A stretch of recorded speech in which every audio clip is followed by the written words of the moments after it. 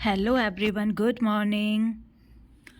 एक बार फिर स्वागत है आपका अपने यूट्यूब चैनल श्री एकेडमी पे, जहाँ पर हम MPGK से पढ़ते नहीं हैं, याद भी करते हैं। तो बने रहिए हमारे साथ। मैं हूँ श्वेता चौरसिया। आज की क्लास में हम देखने वाले हैं जो मध्य प्रदेश ने बड़ा बदलाव किया है। मतलब मध्य प्रदेश का जो आपका MPPSC मतलब आयोग है, उसने सिलेबस में बहुत बड़ा बदलाव किया है। आपके प्री से लेकर मेंस तक का उसने सिलेबस बदल दिया है। इधर सिर्फ मेंस की बात नहीं, इसने अपना जो आपका इंटरव्यू होता है उसको लेकर भी बहुत बड़ा बदलाव कर दिया है। तो हम आज की क्लास में आपको जो भी बदलाव हुए हैं उसके बारे में डिस्कस करेंगे। क्या क्या नया जोड़ दिया गया है, क्या क्या हटा दिया गया है, साथ ही साथ किसको कहाँ ला के शिफ्ट कर दिया है, साथ ही साथ कौन सा क्वेश्चन कितने मार्क्स का कर दिया है, कितने वर्ड्स का कर दिया है, साथ ही साथ कौन सा पेपर कितने घंटे का कर दिया है, और साथ ही साथ इसमें हम देखेंगे कौन सा पेपर कितने घंटे का कर दिया है, और कौन से पेपर में आपको इधर से मतलब आपका जैसे कि हम बात करते हैं सोशोलॉजी की, इकोनॉमी की, तो हम अभी इसको बस पढ़ लेते थे, ऐसा करके निकल जाता था। लेकिन अब ऐसा नहीं होगा। अब ऐसा नहीं होगा। आपको सोशोलॉजी को भी 150 मार्क्स के लिए पढ़ना होगा, वैसे ही आपको इकोनॉमी को भी 150 मार्क्स के लिए पढ़ना होगा। पहले ऐसा नहीं था, पहले हम अपना काम चलाने के लिए पढ़ लेते थे, लेकिन अब आपको इन सब पे भी फोकस करना होगा। वहीं हम अगर मार्क्स की बात करें तो जो नंबर थे ना, नंबरों में भी बहुत बड़ा चेंज किया है। जैसे कि अगर हम बात करते हैं, पहले हमारा जो पेपर था मेंस का पेपर, पहले हमारा होता था 1400 नंबर का, अब उसने 1500 नंबर का कर दिया। उसी तरह से पहले पेपर इंटरव्यू हमारा 175 मार्क्स का होता था, वही उसको अब 185 मार्क्स का कर दिया है। अगर हम क्वेश्चन की बात करें अगर हम, तो हम देखते हैं कि जो हमारे क्वेश्चन 3 मार्क्स में पूछे जाते थे, वो अब 2 मार्क्स में पूछे जाएंगे। 5 वाले को 7 मार्क्स में पूछा जाएगा, वैसे 11 मार्क्स के क्वेश्चन को 10 नंबर में पूछा जाएगा। कहने का मतलब है MPPSC ने जितने भी बड़े बदलाव किए हैं, हम उनको पूरा देखेंगे। तो आपको हमारे साथ जुड़े रहना है, बिल्कुल भी इस क्लास को स्किप नहीं करना है, क्योंकि हम इसमें ये भी देखेंगे कि आपने जो पढ़ लिया है क्या वो सब वेस्ट हो गया है, या आपके पास जो मटेरियल है वो सब वेस्ट हो गया है। हम सब कुछ देखेंगे। तो सबसे पहले हम देख लेते हैं हमारी विज्ञप्ति। तो विज्ञप्ति में क्या कहा गया है, इसमें बताया गया है उन्होंने राज्य सेवा एवं राज्य वन सेवा प्रारंभिक तथा राज्य सेवा मुख्य परीक्षा 2024 से प्रभावशील है। इसका मतलब ये है कि जो हमारे भाई बहन MPPSC 2023 का मेंस लिखने वाले हैं, उन्हें इस पर कोई ध्यान नहीं देना है, उन्हें इसको बिल्कुल देखना नहीं है, उन्हें बिल्कुल भी इसको सुनना नहीं है। मतलब उनके सिलेबस में कोई बदलाव नहीं आया है। इन्होंने साफ साफ कहा है 2024 से ये प्रभावशील है, 2024 से प्रभावशील है। साथ ही साथ हम सभी जानते हैं कि आज से इसके एग्ज़ाम फॉर्म फिल होने थे, हम सभी जानते हैं, इसलिए आयोग ने पहले ही क्लियर कर दिया है। अगर आप इस सिलेबस को पढ़ सकते हो, इसके मुताबिक आप अपनी तैयारी कर सकती हो, तो ही अपना टाइम वेस्ट करो, तो ही अपनी मनी वेस्ट करो। अदरवाइज़ आपको कोई ज़रूरत नहीं है फॉर्म फिल करने की या इसको पढ़ने की। उनका कहना है अगर आप इसको पढ़ सकते हो तो ही पढ़ो, नहीं पढ़ सकते हो तो बिल्कुल मत पढ़ो। ठीक है, उनका ये कहना है। चलिए अब हम देख लेते हैं हमारे सिलेबस में क्या क्या बदलाव हुए हैं। तो हम सबसे पहले बात करते हैं, सबसे पहली बात ये तो देखो वही सेम टू सेम है कि जो हमारी प्री में 200 नंबर के क्वेश्चन पूछे जाते थे और हर मार्क मतलब 2 घंटे मिलते थे, तो मतलब इस जगह कोई बदलाव नहीं आया है। ठीक है, इस जगह कोई बदलाव नहीं आया है। हाँ, इधर आपको एक कन्फ्यूजन और मैं दूर कर दूं, इसमें अभी भी कोई नेगेटिव मार्किंग ऐड नहीं की गई है, कोई भी नेगेटिव मार्किंग इसमें अभी भी ऐड नहीं की गई है। अगला, ये तो आप लोग मतलब देख लो कि PDF डाउनलोड कर लेना, इजीली आपको मिल जाएगी। अब हम बात कर लेते हैं आपकी सिलेबस की। तो सबसे पहले आ जाती हैं हम प्री के सिलेबस पे।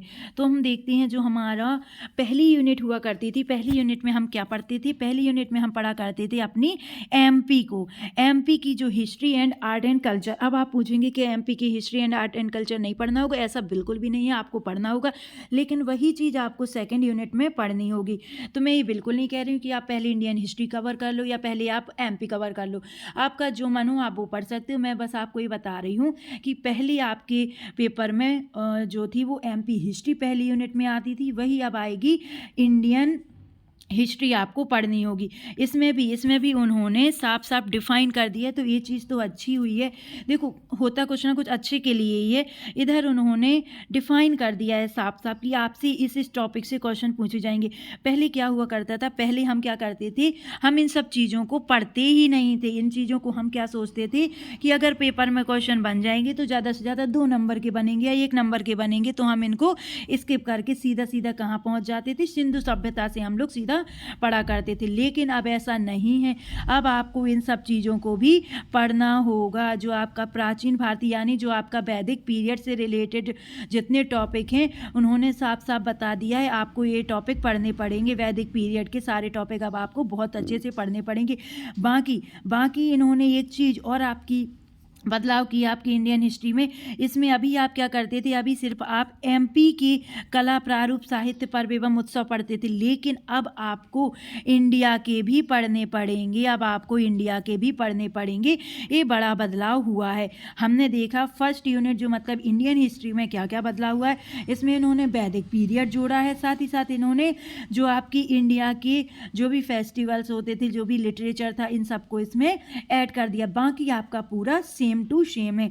अब हम बात कर लेते हैं हमारी एमपी पर आ जाते हैं। तो जो एमपी का इतिहास, संस्कृति एवं साहित्य है, ये सेम टू सेम वही है। इसमें इन्होंने कोई भी बदलाव नहीं किया है। इसमें इन्होंने क्या है, इसमें इन्होंने कोई भी बदलाव नहीं किया है। आपका पहले भी आप सब पढ़ते थे, वही चीज़ें आज भी आपको पढ़नी है। अब आ जाते हैं हम भारत के भूगोल पे। पहले हम 3rd यूनिट में पढ़ते थे मध्य प्रदेश का भूगोल, लेकिन अब हम पढ़ेंगे भारत का भूगोल। एक प्लस पॉइंट और इसमें हुआ है, अब आपको जो आप वर्ल्ड जियोग्राफी पढ़ते थे, विश्व का भूगोल पढ़ते थे, अब आपको वो पढ़ने की ज़रूरत क्या है, नहीं है।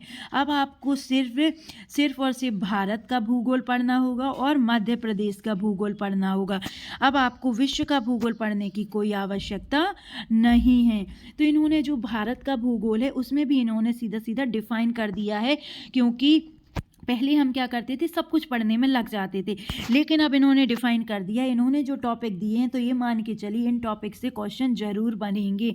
तो आपको अब इनको स्किप नहीं करना है। पहले क्या करते थे, हम कोई टॉपिक पढ़ लिया और कोई टॉपिक छोड़ दिया, अपने मुताबिक हम पढ़ लेते थे। लेकिन अब ऐसा बिल्कुल नहीं है। अब आपको जो इन्होंने डिफाइन किया उसको पढ़ना ही पढ़ना पड़ेगा, ठीक है।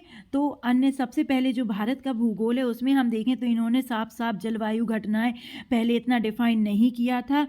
अब इन्होंने साफ साफ डिफाइन कर दिया है कि आपको अल नीनो, दक्षिणी दोलन, पश्चिमी विक्षोभ, जलवायु परिवर्तन पर मतलब ये सब कुछ उसमें इन्होंने ऐड कर दिया है, जो कि आपको पढ़ना पड़ेगा, ठीक है। अब हम बात करते हैं इसके आगे की। तो इन्होंने आगे क्या ऐड किया है, इन्होंने मध्य प्रदेश के भूगोल में क्या ऐड किया है, हम वो देख लेते हैं। तो इन्होंने जो मध्य प्रदेश का भूगोल है, देखो उसमें वन उपज, नदियाँ, पहाड़ियाँ, पहले ये सब चीज़ें हम पहले पढ़ते ही थे। बस इन्हें देखो जलवायु में भी डिफाइन कर दिया है। पहले जलवायु में हम कन्फ्यूज रहते थे क्या पढ़ें क्या नहीं पढ़ें, क्योंकि इन्हें सीधा लिख दिया था मध्य प्रदेश की जलवायु। बट अब इन्होंने साफ साफ बता दिया है आपको ऋतुएँ पढ़ना है, तापमान पढ़ना है और वर्षा पढ़नी है। ऐसे ही इन्होंने प्राकृतिक संसाधन में भी साफ साफ बता दिया कि आपको मिट्टियाँ पढ़नी है और प्रमुख खनिज संसाधन पढ़ने, इसके अलावा आपको नहीं पढ़ना है। अब हम बात करें, अगर इन्होंने देखो नया जोड़ा है, प्रमुख फसलें आपको देखनी पड़ेंगी इसमें। साथ ही साथ जल संसाधन, सिंचाई और परियोजनाएं तो हम पढ़ते ही थे। ऊर्जा की एक चीज़ और इन्होंने नई जोड़ी है, ऊर्जा की पारंपरिक और गैर पारंपरिक स्रोत। इन्होंने इधर डिफाइन कर दिया है। जैसे कभी कभी क्वेश्चन पूछ तो लेते थे, लेकिन इतना डिफाइन नहीं किए थे तो हम छोड़ देते थे। लेकिन अब आपको ऊर्जा के पारंपरिक और गैर पारंपरिक स्रोतों को पढ़कर जाना होगा। उद्योग, जनसंख्या वृद्धि, वितरण, इसको भी इन्होंने डिफाइन कर दिया है। जनसंख्या वृद्धि, वितरण एवं घनत्व नगरीकरण भी ये आपको अब पढ़ के जाना होगा। अगर हम बात करते हैं हमारे भारत एवं मध्य प्रदेश की संवैधानिक व्यवस्था, पहले क्या था जो हमारी 5th यूनिट थी उसमें हम सिर्फ और सिर्फ पढ़ते थे एमपी की पॉलिटी। लेकिन अब इन्होंने क्या किया है, इन्होंने इसमें अलग से डिफाइन करके, अलग से इसमें ऐड करके इकोनॉमी भी जोड़ दी है।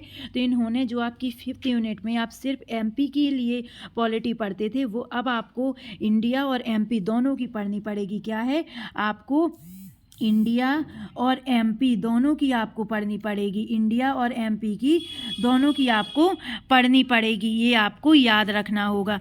साथ ही साथ इन्होंने क्या बदलाव किया, साथ ही साथ इन्होंने इसमें क्या बदलाव किया है, इन्होंने आपको बता दिया है कि अब हम मध्य प्रदेश और भारत की संवैधानिक व्यवस्था को इस तरीके से पूछेंगे, इस तरीके से, यानी जो आपकी 10 यूनिट हुआ करती थी, 10 यूनिट को आपको वही सभी आयोग, पूरे 10 यूनिट के आयोग आपको अब 5th यूनिट के लिए पढ़ने पड़ेंगे। लेकिन हाँ, इतना ज़रूर हो गया है कि पहले जो हमारी 10 यूनिट रहती थी उसमें हमें आयोग को सब कुछ बहुत डिटेल के साथ पढ़ना होता था, लेकिन अब ऐसा नहीं है। आपका अगर आप चाहें तो आप कुछ स्किप करके भी उसको पढ़ सकते हैं, क्योंकि अब वेटेज कम हो गया है।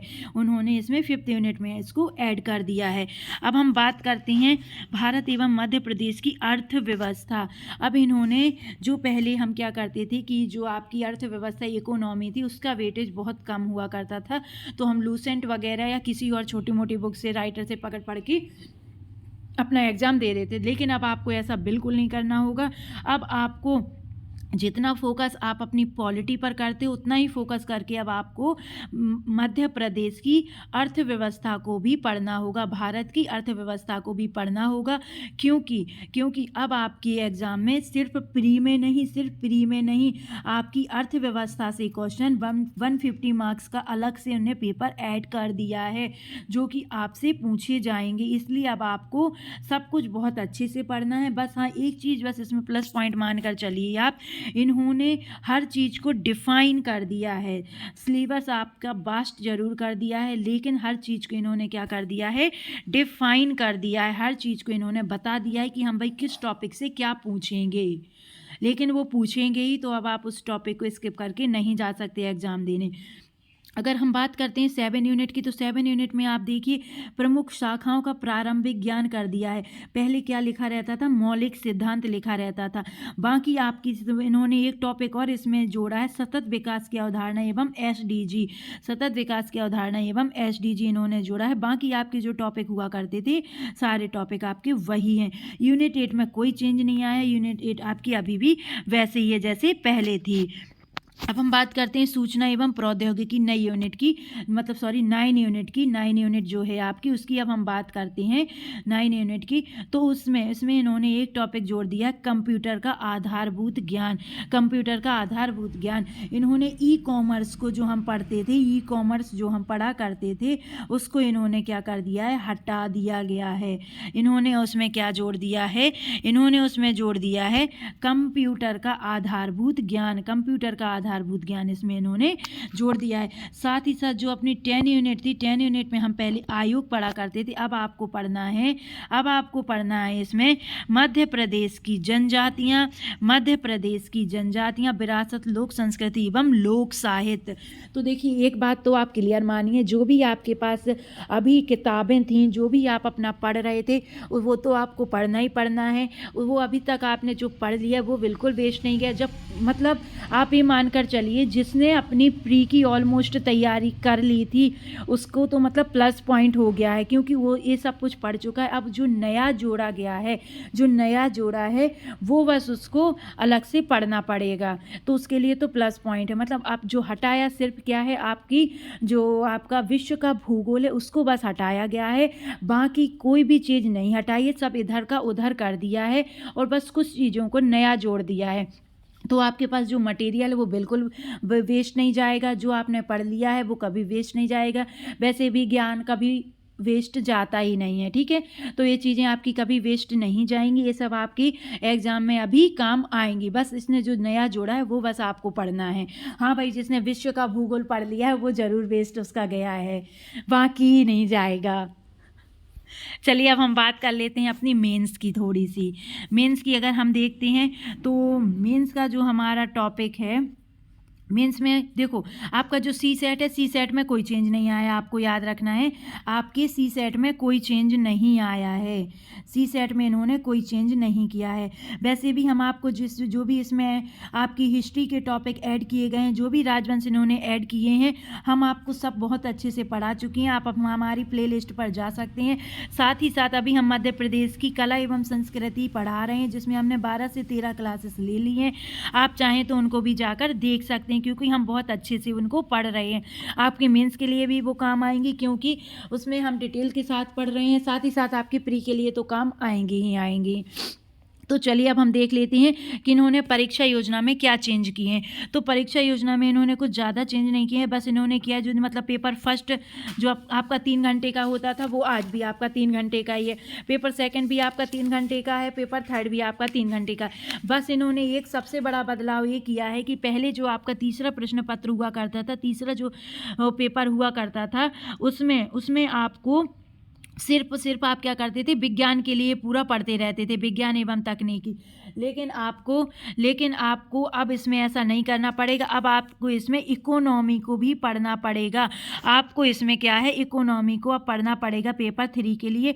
साथ ही साथ सेकंड पेपर के लिए जिसमें हम राजनीति, अर्थशास्त्र एवं समाजशास्त्र मतलब जो आपकी इकोनॉमी और सोशोलॉजी को साथ में पूछ लिया जाता था, अब ऐसा नहीं है। अब आपको अलग से 150 मार्क्स के लिए आपको अलग से सोशोलॉजी को पढ़ना पड़ेगा। वैसे ही आपको इकोनॉमी के लिए भी अलग से 150 मार्क्स के लिए आपको पढ़ना पड़ेगा। अब आप ऐसा नहीं कर सकते हैं कि 75 मार्क्स के लिए पढ़ जाए। अब आपको पूरा 150 नंबर के लिए दोनों सब्जेक्टों को पढ़ना पड़ेगा, आपको इतना याद रखना होगा। उसी तरह से अगर हम बात करें यहाँ पर अपने चौथे प्रश्न पत्र की, तो चौथे प्रश्न पत्र में इन्होंने जो आपका रहता था इसमें वही है सब कुछ, बस इन्होंने क्या किया है, चौथे प्रश्न पत्र में दर्शन शास्त्र ये सब कुछ आप पढ़ते ही थी, बस इसमें इन्होंने केस स्टडी, उद्यमिता प्रबंधन, व्यक्तित्व विकास ये सब इसमें इन्होंने ऐड कर दिया। यानी जो आप पहले दर्शन शास्त्र, मनोविज्ञान एवं लोक प्रशासन को पूरा आप 200 नंबर के लिए पढ़ते थे, तो अब ऐसा नहीं है। ये पेपर भी आपको अब 300 नंबर के लिए पढ़ना पड़ेगा। यानी जो दर्शन शास्त्र वगैरह आप पढ़ते थे वो आपको 150 मार्क्स के लिए पढ़ना पड़ेगा, और 150 मार्क्स के लिए अलग से आपको उद्यमिता प्रबंधन, व्यक्तित्व विकास एवं केस स्टडी को पढ़ना पड़ेगा। साथ ही साथ आपको जो आपके अभी केवल 3 पेपर आपके 300 नंबर के होते थे, अब आपके 4 पेपर आपके 300 नंबर के होंगे, आपको याद रखना। उसी तरह से आपकी जो हिंदी है, हिंदी में आपको क्या रहता था, हिंदी में आपको पूरे 3 घंटे दिया करते थे। क्या है, 3 घंटे आपको मिला करते थे, जिससे जल्दी पेपर करके लोग वहाँ पे अपना बैठते थे, टाइम पास करते थे। तो अब ऐसा बिल्कुल नहीं होगा, अब आपको सिर्फ 2 घंटे मिलेंगे। क्या है, अब आपको सिर्फ 2 घंटे मिलेंगे, लेकिन वही टाइम इन्होंने आपका जो हिंदी निबंध और प्रारूप लेखन है उसमें बढ़ा दिया, उसमें अब आपको 2.5 घंटे मिलेंगे, जो पहले आपको 2 घंटे मिला करते थे। इतना आपको याद रखना है। अगर हम बात करते हैं हमारे इंटरव्यू की, तो आपका जो इंटरव्यू है पहले आपका होता था 175 मार्क्स का, कितना 175 मार्क्स का होता था, वही आपका 185 मार्क्स का हो गया। यानी पहले आपका पूरा पेपर मतलब जो पूरी प्रोसेस हुआ करती थी वो होती थी 1575 मार्क्स के लिए आपको पढ़ना पड़ता था, लेकिन अब आपको 1685 नंबर के लिए आपको पढ़ना पड़ेगा।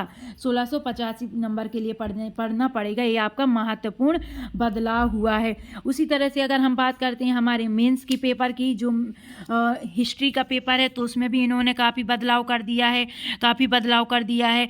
जो आपकी फर्स्ट और सेकंड यूनिट हुआ करती थी उसको इन्होंने कंबाइन कर दिया है, उसमें एक्स्ट्रा फैक्ट ला के जोड़ दिए।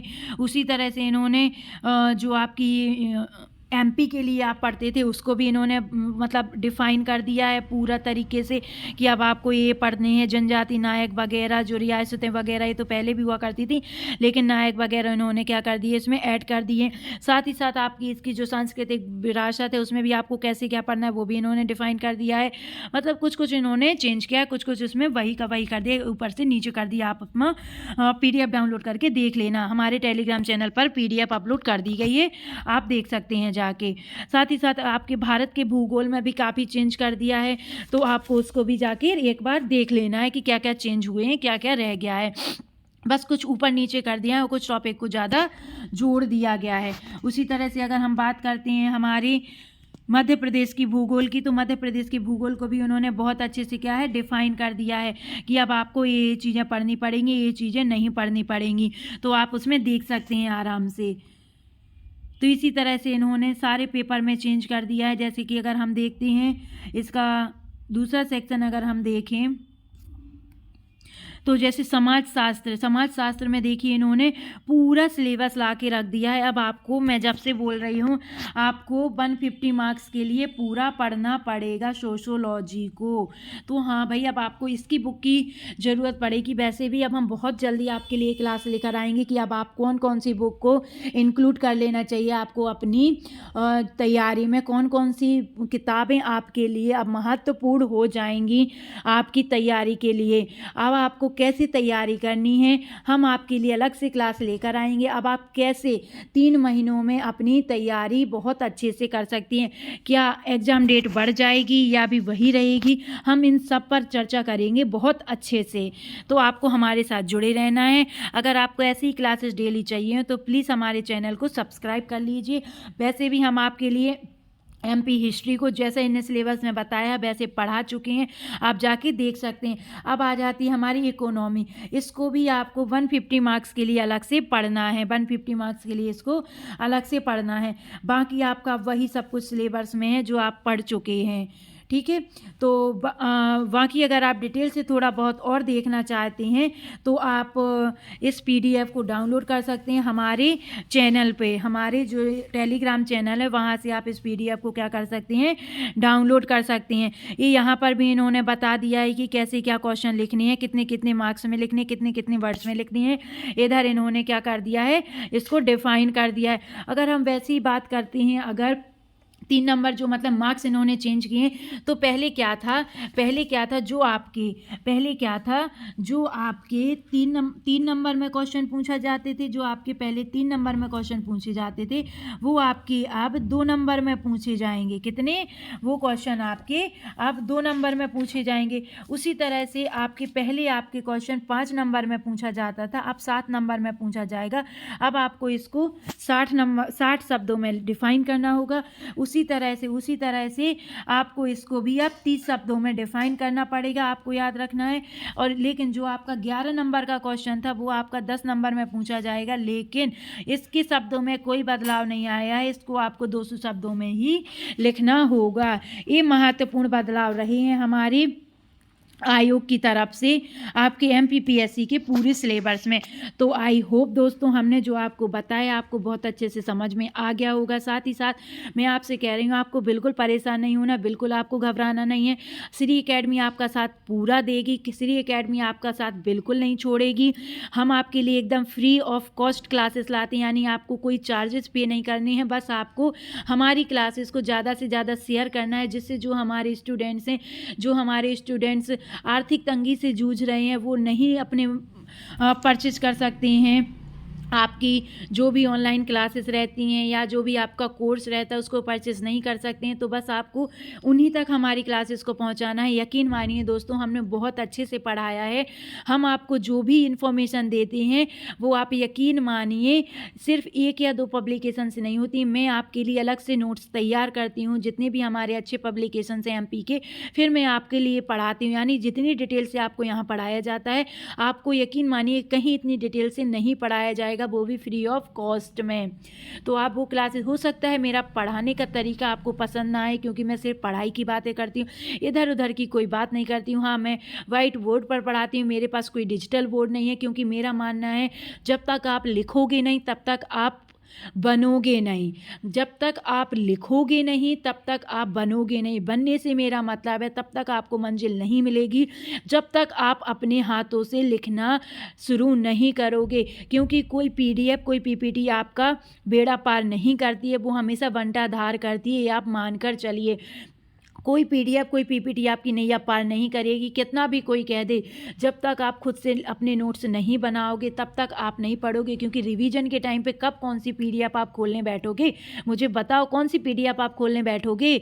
अरे काम तो आएंगे आपके जो आपने नोट्स बनाए हैं ना, वही आपके काम आएंगे।